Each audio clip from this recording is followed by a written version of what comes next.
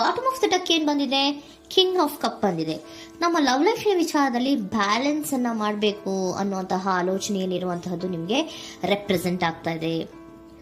Emotional ಆಗಿ ನೀವು ತುಂಬಾ ಯೋಚನೆಯನ್ನ ಮಾಡ್ತಾ ಇರುವಂತಹದ್ದು, ಒಂದು ಬ್ಯಾಲೆನ್ಸ್ ಇರಬೇಕು, ಒಂದು ರೀತಿಯ ಸ್ಟೇಬಲ್ ಆಗಿರ್ಬೇಕು ನನ್ನ ಲವ್ ಲೈಫು ಅನ್ನುವಂತಹ ಆಲೋಚನೆಯನ್ನ ಮಾಡ್ತಾ ಇರುವಂತಹದ್ದು ರೆಪ್ರೆಸೆಂಟ್ ಆಗ್ತಾ ಇದೆ. ರೀಡಿಂಗ್ ಅನ್ನ ಶುರು ಮಾಡೋಣವಾ? ಓಕೆ. ಇನ್ ಪಾಸ್ಟ್ ಅಲ್ಲಿ ನಾನು ಇವಾಗ ರೀಡಿಂಗ್ ಅನ್ನ ತಗೋತಾ ಇರೋದು ಯಾವ್ದು ಗೊತ್ತಾ? ಸೊ ಪಾಸ್ಟ್ನ ಬಗ್ಗೆ ಮತ್ತೆ ನಿಮ್ಮ ಲವ್ ಲೈಫಿನ ಪಾಸ್ಟ್ನ ಬಗ್ಗೆ, ಅಟ್ ಪ್ರೆಸೆಂಟಿನ ಬಗ್ಗೆ, ಹಾಗೇನೆ ಇಮಿಡಿಯೇಟ್ ಫ್ಯೂಚರಿನ ಬಗ್ಗೆ ನಾನು ರೀಡಿಂಗ್ ಅನ್ನ ತಗೋತಾ ಇರೋದು. ಓಕೆನಾ? So bottom of the duck ಅಲ್ಲಿ ಏನಿತ್ತು? So bottom of the duck ನಿಮ್ಗೆ ಏನ್ ಬಂದಿತ್ತು? ಭಾವನಾತ್ಮಕವಾಗಿ ಯೋಚನೆ ಮಾಡುವಂತಹದ್ದು, ಒಂದು ರೀತಿಯ ಸ್ಟೇಬಲ್ ಆಗಿ ಇರಬೇಕು, ಬ್ಯಾಲೆನ್ಸ್ ಅನ್ನ ಮಾಡಬೇಕು ನಮ್ಮ ಲವ್ ಲೈಫಿನಲ್ಲಿ ಅನ್ನುವಂತಹ ಆಲೋಚನೆಯನ್ನ ಮಾಡ್ತಾ ಇರುವಂತಹದ್ದು ಕಿಂಗ್ ಆಫ್ ಕಪ್ಸ್ ನಿಮ್ಮ ಬಾಟಮ್ ಆಫ್ ದ ಡಕ್ ಅಲ್ಲಿ ಬಂದಿತ್ತು. ಅಂದ್ರೆ ನಿಮ್ಮ ಪಾಸ್ಟ್ ನಲ್ಲಿ ಏನಾಗಿತ್ತು? ಸೊ ನೀವು ಬಹಳಷ್ಟು ಯೋಚನೆ ಮಾಡಿನೇ, ನಿಮ್ಮ ಅಂತರಾತ್ಮದ ಮಾತನ್ನ ಕೇಳಿಯೇ ನೀವು ಬಹಳಷ್ಟು ಯೋಚನೆಯನ್ನ ಮಾಡಿ ನೀವು ಕೆಲವೊಂದು ಪ್ರಪೋಸಲ್ಗಳನ್ನ ಮಾಡಿರೋ, ನಿಮ್ಮ ಲವ್ ಲೈಫಿನ ವಿಚಾರದಲ್ಲಿ ಕೆಲವೊಂದು ಪ್ರಪೋಸಲ್ಗಳನ್ನ ಮಾಡಿರುವಂತಹದ್ದು ಅಥವಾ ಪ್ರಪೋಸಲ್ಗಳನ್ನ ನೀವು ಸ್ವೀಕರಿಸಿರುವಂತಹದ್ದು. ಓಕೆನಾ? ಸೊ ಎಮೋಷನಲ್ ಆಗಿ ಏನಾಗಿತ್ತು? ನೀವಿಬ್ರು ಸಮಾಧಾನವಾಗಿ ಇದ್ರಿ, ಸಾಮರಸ್ಯದಿಂದ ಇರ್ತಿತ್ತು, ಮತ್ತೆ ಲವ್ ಲೈಫಿನ ವಿಚಾರದಲ್ಲಿ ಒಂದು ಫುಲ್ಫಿಲ್ಮೆಂಟ್ ಇರ್ತಿತ್ತು. ಹೌದಾ? ನಿಮ್ಮ ಪಾಸ್ಟ್ ನಲ್ಲಿ ಬಹಳಷ್ಟು ಯೋಚನೆ ಮಾಡಿಯೇ ಕೆಲವೊಂದು ಫುಲ್ಫಿಲ್ಮೆಂಟ್ ಗಳು ಇರುತ್ತೆ ಅನ್ನುವಂತಹ ಆಲೋಚನೆಯನ್ನು ಮಾಡಿಯೇ ನೀವು ಕೆಲವೊಂದು ಪ್ರಪೋಸಲ್ ಗಳನ್ನ ಮಾಡಿರುವಂತಹದ್ದು ಅಥವಾ ಪ್ರಪೋಸಲ್ ಗಳನ್ನ ನೀವು ಸ್ವೀಕರಿಸಿರುವಂತಹದ್ದು ನಿಮ್ಮ ಲವ್ ಲೈಫಿನ ವಿಚಾರದಲ್ಲಿ ರೆಪ್ರೆಸೆಂಟ್ ಆಗ್ತಾ ಇದೆ. ಆದ್ರೆ ಅಟ್ ದ ಪ್ರೆಸೆಂಟ್ ನಲ್ಲಿ ಏನಾಗ್ತಾ ಇದೆ? ಅಟ್ ದ ಪ್ರೆಸೆಂಟ್ ನಲ್ಲಿ ನೀವ್ ಯಾಕೋ ಆಲೋಚನೆಯನ್ನ ಮಾಡ್ತಾ ಇರುವಂತಹದ್ದು ರೆಪ್ರೆಸೆಂಟ್ ಆಗ್ತಾ ಇದೆ ನಿಮ್ಮ ಲವ್ ಲೈಫಿನ ವಿಚಾರವಾಗಿ. ನೋಡಿ, 7 ಆಫ್ ಪೆಂಟಿಕಲ್ಸ್ ಬಂದಿದೆ. ಸೊ 7 ಆಫ್ ಪೆಂಟಿಕಲ್ಸ್ ಏನನ್ನ ರೆಪ್ರೆಸೆಂಟ್ ಮಾಡುತ್ತೆ? ಪೀರಿಯಡ್ ಆಫ್ ಕಾಂಟೆಂಪ್ಲೇಷನ್, ಏನೋ ಒಂದು ಯೋಚನೆಯನ್ನ ಮಾಡ್ತಾ ಇರುವಂತಹದ್ದು ನಿಮಗೆ ರೆಪ್ರೆಸೆಂಟ್ ಆಗ್ತಾ ಇದೆ. ಯಾಕೋ ನನ್ನ ಲವ್ ಲೈಫಿನಲ್ಲಿ ಮುಂದೆ ಮುಂದೆ ಹೋಗ್ತಾ ಇಲ್ವಲ್ಲ, ಏನಿದು ಇಷ್ಟು ಸ್ಲೋ ಪ್ರೋಗ್ರೆಸ್ ಅಲ್ಲ ಅನ್ನುವಂತಹ ಆಲೋಚನೆಯನ್ನ ನೀವು ಮಾಡ್ತಾ ಇರುವಂತಹದ್ದು ರೆಪ್ರೆಸೆಂಟ್ ಆಗ್ತಾ ಇದೆ.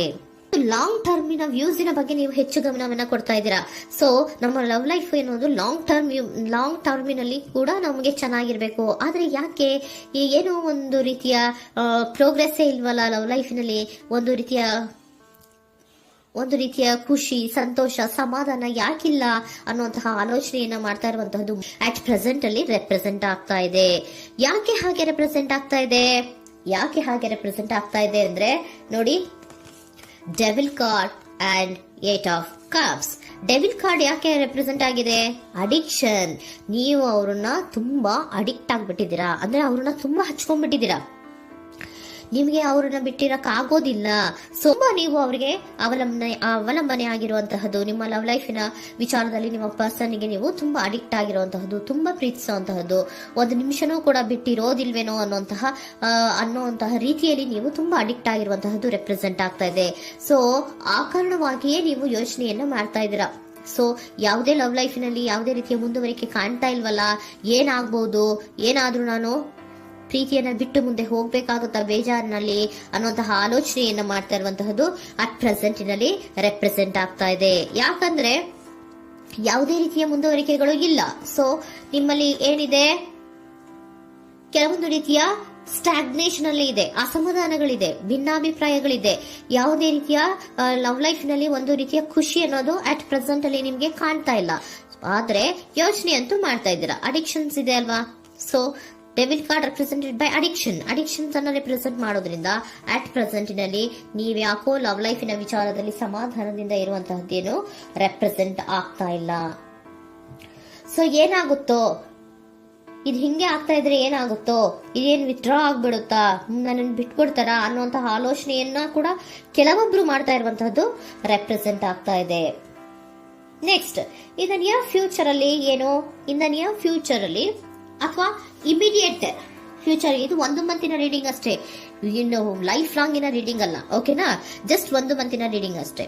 ನೆಕ್ಸ್ಟ್ ಬಂದಿರುವಂತಹದ್ದು ಯಾವುದು? 8 ಆಫ್ ಪೆಂಟಿಕಲ್ಸ್ ಬಂದಿದೆ. ಸೊ 8 ಆಫ್ ಪೆಂಟಿಕಲ್ಸ್ ಏನ್ ಮಾಡ್ಬೇಕಿತ್ತು? ನೀವು ಈ ಅಡಿಕ್ಷನ್ಸ್ ಅನ್ನ ಬಿಟ್ಟು, ಯೋಚನೆಯನ್ನ ಬಿಟ್ಟು, ಏನಕ್ಕೆ ಅಸಮಾಧಾನ ಆಗ್ತಾ ಇದೆ ಅನ್ನೋದನ್ನೆಲ್ಲ ಬಿಟ್ಬಿಟ್ಟು ನೀವು ಫೋಕಸ್ ಅನ್ನ ಮಾಡುವಂತಹದ್ದು ರೆಪ್ರೆಸೆಂಟ್ ಆಗ್ತಾ ಇದೆ. ಸೊ ಏನ್ ಫೋಕಸ್ ಮಾಡುವಂತಹದ್ದು? ಏನಾಗಿದೆ ನನ್ನ ಲವ್ ಲೈಫಿನ ವಿಚಾರದಲ್ಲಿ? ಎಲ್ಲ ಚೆನ್ನಾಗೇ ಇತ್ತಲ್ಲ ನೋಡಿ, ಪಾಸ್ಟಿನಲ್ಲಿ ನಿಮಗೆ ಚೆನ್ನಾಗೇ ಇತ್ತಲ್ಲ, ಯೋಚನೆ ಮಾಡಿನೇ ತಾನೇ ನೀವು ಲವ್ ಲೈಫಿನಲ್ಲಿ ಪ್ರಪೋಸಲ್ಗಳನ್ನ ಸ್ವೀಕರಿಸಿದ್ದು, ಮತ್ತೆ ಅಲ್ಲಿ ಫುಲ್ಫಿಲ್ಮೆಂಟ್ ಇರುತ್ತೆ ಅಂತ ತಾನೇ ನೀವು ಸಮಾಧಾನವಾಗಿ ಪ್ರಪೋಸಲ್ಗಳನ್ನ ಸ್ವೀಕಾರ ಮಾಡಿದ್ದು. ಆದ್ರೆ ಅಟ್ ಪ್ರೆಸೆಂಟಿನಲ್ಲಿ ಕೆಲವೊಂದು ರೀತಿಯ ಭಿನ್ನಾಭಿಪ್ರಾಯಗಳು, ಕೆಲವೊಂದು ರೀತಿಯ ಅಡಿಕ್ಷನ್ಗಳು, ಕೆಲವೊಂದು ರೀತಿಯ ಯೋಚನೆಯನ್ನು ಮಾಡ್ತಾ ಇರುವಂತಹದ್ದು ರೆಪ್ರೆಸೆಂಟ್ ಆಗ್ತಾ ಇದೆ. ಅಟ್ ಪ್ರೆಸೆಂಟಿನಲ್ಲಿ ನೀವೇನು ಸಮಾಧಾನವಾಗಿ ಲವ್ ಲೈಫಿನಲ್ಲಿ ಇಲ್ಲದೆ ಇರುವಂತಹದ್ದು ರೆಪ್ರೆಸೆಂಟ್ ಆಗ್ತಾ ಇದೆ. ಆದ್ರೆ ಇಮಿಡಿಯೇಟ್ ಫ್ಯೂಚರಿನಲ್ಲಿ ಏನಾಗ್ತಾ ಇದೆ, 8 ಆಫ್ ಪೆಂಟಿಕಲ್ಸ್ ಬಂದಿದೆ. ಸೊ 8 ಆಫ್ ಪೆಂಟಿಕಲ್ಸ್ ಏನನ್ನ ರೆಪ್ರೆಸೆಂಟ್ ಮಾಡುತ್ತೆ? ಓಕೆ, ನೀವೇನ್ ಮಾಡ್ತಾ ಇದ್ದೀರಾ, ಬಹಳಷ್ಟು ಫೋಕಸ್ ಅನ್ನ ನಿಮ್ಮ ಲವ್ ಲೈಫಿನ ವಿಚಾರದಲ್ಲಿ ಮಾಡ್ತಾ ಇರುವಂತಹದ್ದು. ಏನ್ ಮಾಡ್ಬೇಕು, ಯಾಕಿಷ್ಟು ಭಿನ್ನಾಭಿಪ್ರಾಯಗಳು ಬರ್ತಾ ಇದೆ ಅನ್ನೋದ್ರ ಬಗ್ಗೆ ನೀವು ಯೋಚನೆಯನ್ನ ಮಾಡ್ತಾ ಇರುವಂತಹದ್ದು ರೆಪ್ರೆಸೆಂಟ್ ಆಗ್ತಾ ಇದೆ. ನೋಡಿ, ಅದರ ಬಗ್ಗೆ ಹಾರ್ಡ್ ವರ್ಕ್ ಅನ್ನ, ಲವ್ ಲೈಫಿನ ವಿಚಾರವಾಗಿ ಸ್ವಲ್ಪ ಹಾರ್ಡ್ ವರ್ಕ್ ಅನ್ನ ಮಾಡ್ತಾ ಇರುವಂತಹದ್ದು ರೆಪ್ರೆಸೆಂಟ್ ಆಗ್ತಾ ಇದೆ. ಸೊ ಬಹಳಷ್ಟು ಕಮಿಟ್ಮೆಂಟ್ ಅನ್ನ ಇಟ್ಕೊಂಡು ಇದನ್ನ ನಾನು ಸರಿ ಮಾಡ್ಕೊಳ್ಳೇಬೇಕು ಅನ್ನುವಂತಹ ಆಲೋಚನೆಯನ್ನ ಮಾಡ್ತಾ ಇರುವಂತದ್ದು. ಸರಿ ಆಗ್ಲೇಬೇಕು, ಈ ಎಲ್ಲಾ ರೀತಿಯ ಅಸಮಾಧಾನಗಳಿಂದ ನಾನು ಆಚೆ ಬರಬೇಕು, ಸಮಾಧಾನವಾಗಿರ್ಬೇಕು, ಬ್ಯಾಲೆನ್ಸ್ ಅನ್ನ ಮಾಡಬೇಕು ಅನ್ನೋದನ್ನ ನೀವಿಟ್ಕೊಂಡು ನೀವು ಹಾರ್ಡ್ ವರ್ಕ್ ಅನ್ನ ನಿಮ್ ಲವ್ ಲೈಫಿನ ವಿಚಾರದಲ್ಲಿ ಮಾಡ್ತಾ ಇರುವಂತದ್ದು ರೆಪ್ರೆಸೆಂಟ್ ಆಗ್ತಾ ಇದೆ. ನೆಕ್ಸ್ಟ್ ಕಾರ್ಡ್ ಕೂಡ ನಿಮ್ಗೆ ಕಿಂಗ್ ಆಫ್ ಸೋರ್ಟ್ಸ್ ಬಂದಿದೆ. ಸೊ ಕಿಂಗ್ ಆಫ್ ಸೋರ್ಟ್ಸ್ ಏನನ್ನ ರೆಪ್ರೆಸೆಂಟ್ ಮಾಡುತ್ತೆ? ಸ್ಪಷ್ಟವಾಗಿ ಥಿಂಕ್ ಅನ್ನ ಮಾಡ್ತಾ ಇದ್ದೀರಾ. ನಮ್ಮ ಲವ್ ಲೈಫಿನ ವಿಚಾರದಲ್ಲಿ ಯಾಕೆ ಅಸಮಾಧಾನ ಬರ್ತಾ ಇದೆ, ಯಾಕೆ ಭಿನ್ನಾಭಿಪ್ರಾಯ ಬರ್ತಾ ಇದೆ, ನಾನಂತೂ ಅವ್ರನ್ನ ಬಿಟ್ಟಿರಕ್ಕಾಗಲ್ಲ. ಸೊ ನಾನೇನ್ ಮಾಡ್ಬೇಕು, ಇದನ್ನೆಲ್ಲ ಕೂಡ ಬ್ಯಾಲೆನ್ಸ್ ಅನ್ನ ಮಾಡ್ಬೇಕು. ಅದಕ್ಕೆ ನಾನು ಏನ್ ಮಾಡ್ಬೇಕು, ಫೋಕಸ್ ಅನ್ನ ಮಾಡ್ಬೇಕು. ಫೋಕಸ್ ಅನ್ನ ಮಾಡಿ ಅಲ್ಲಿ ನೀವು ಕರೆಕ್ಟ್ ಆಗಿ ಕ್ಲಿಯರ್ ಥಿಂಕಿಂಗ್ ಅನ್ನ ಮಾಡಿ, ಒಂದು ಸ್ಟ್ರಾಂಗ್ ವಿಲ್ ಪವರ್ ಅನ್ನ ಇಟ್ಕೊಂಡು ನೀವು ಮೆಚ್ಯೂರ್ ಆಗಿ ಥಿಂಕ್ ಮಾಡಿ ಕೆಲವೊಂದು ರೀತಿಯ ನಿರ್ಧಾರಗಳನ್ನ ಮಾಡುವಂತಹದ್ದು ರೆಪ್ರೆಸೆಂಟ್ ಆಗ್ತದೆ. ನೋಡಿ, ಸ್ಟ್ರಾಂಗ್ ಆಗಿ ಒಂದು ವಿಲ್ ಪವರ್ ಅನ್ನ ಇಟ್ಕೊಂಡು ಫೋಕಸ್ ಅನ್ನ ಮಾಡಿ ನೀವು ನಿಮ್ಮ ಲವ್ ಲೈಫಿನ ವಿಚಾರದಲ್ಲಿ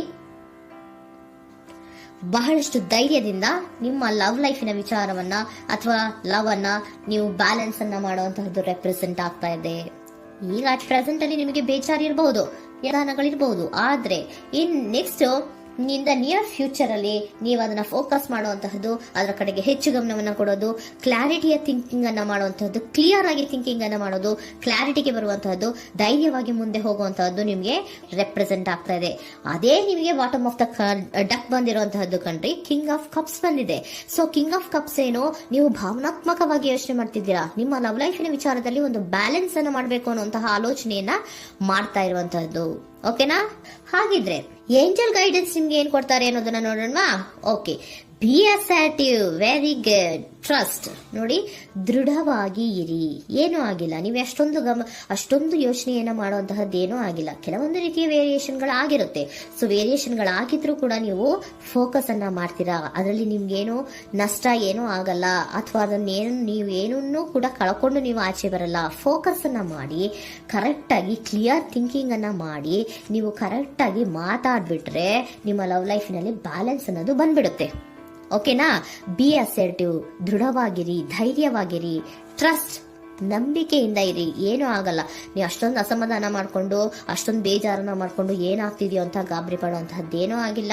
ಸ್ವಲ್ಪ ವೇರಿಯೇಷನ್ಗಳಾಗಿದ್ರೂ ಕೂಡ ಇನ್ ನಿಯರ್ ಫ್ಯೂಚರ್ನಲ್ಲಿ ನಿಮಗೆ ಸಮಾಧಾನ ಆಗುತ್ತೆ, ಖುಷಿ ಆಗುತ್ತೆ. ನಿಮ್ಮ ಲವ್ ಲೈಫಿನ ವಿಚಾರದಲ್ಲಿ ಕೆಲವೊಂದು ಬ್ಯಾಲೆನ್ಸ್ಗಳನ್ನ ಮಾಡ್ತೀರಾ.